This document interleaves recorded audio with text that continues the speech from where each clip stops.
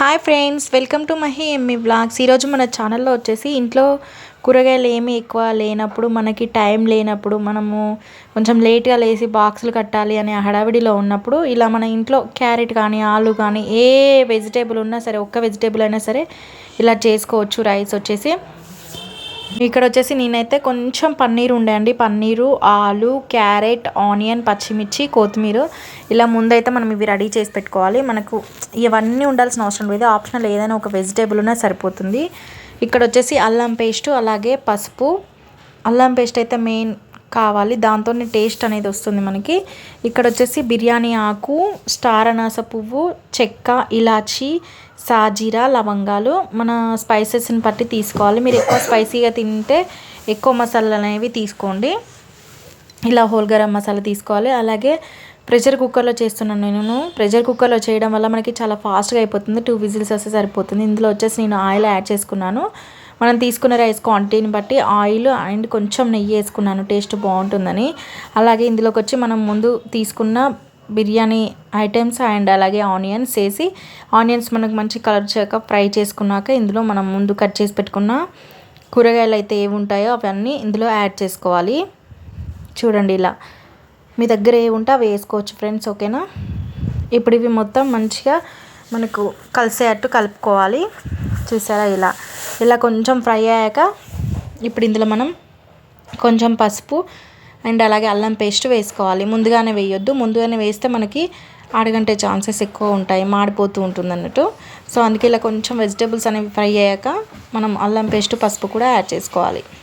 చూసారా, ఇలా మనం మొత్తం కలుపుకున్నాక మనకు ఇలా రెడీ అయింది. ఇప్పుడు ఉప్పు, కారం అనేది యాడ్ చేసుకోవాలి.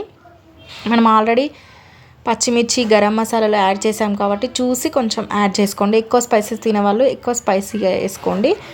అలాగే సాల్ట్ కూడా వేసుకోవాలి. ఇప్పుడు సాల్ట్ వేసుకొని మనం వాటర్ వేసాక సాల్ట్ సరిపోతే టేస్ట్ చేసి మళ్ళీ యాడ్ చేసుకోవచ్చు, అది కూడా చూపిస్తాను. ఇలా మనం ఇందులో కారము, సాల్ట్ యాడ్ చేసినాక మొత్తం కలుపుకున్నాక మనం ముందే 1/2 అవర్ ముందే రైస్ నానబెట్టుకోవాలి.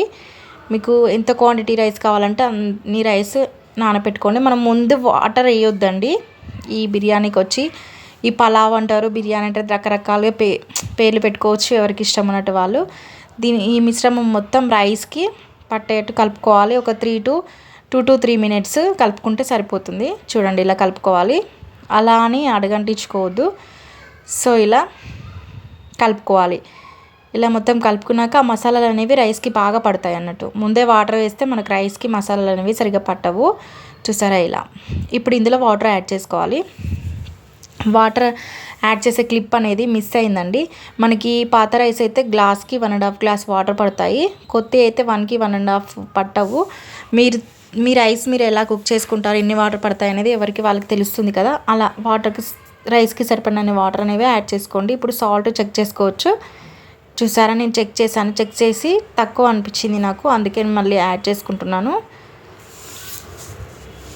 చూసారా, సాల్ట్ అయితే అడ్జస్ట్ చేసుకున్నాను. మళ్ళీ కూడా చెక్ చేసుకోవచ్చు. ఈ స్టేజ్లో మనం టేస్ట్ చెక్ చేసుకుంటే మనం సాల్ట్ వేసినా కూడా కరెక్ట్గా కలుస్తుంది. ఇప్పుడు కొత్తిమీర అయితే ఫైనల్లీ వేసేసాను.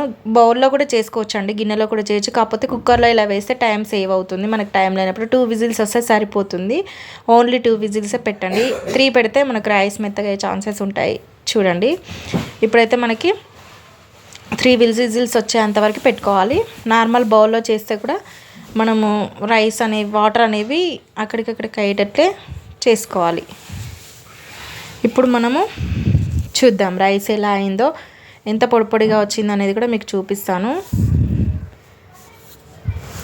ఇక్కడ వచ్చేసి చూడండి ఫ్రెండ్స్, మనకు చూస్తేనే అర్థమవుతుంది కదా రైస్ ఎంత పర్ఫెక్ట్గా అయిందనేది.